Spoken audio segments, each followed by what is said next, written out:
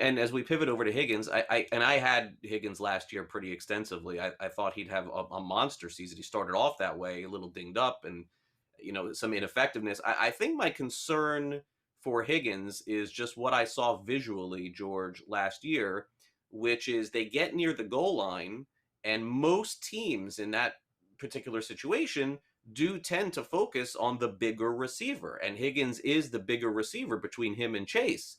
But it felt like as the season was going on, George, that they were throwing even more to Chase in the red zone and not as much to Higgins. And that is a little concerning.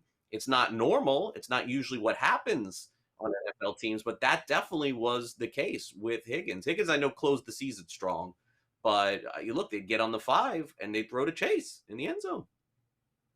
Listen, I know what you're talking about. It was frustrating, no doubt.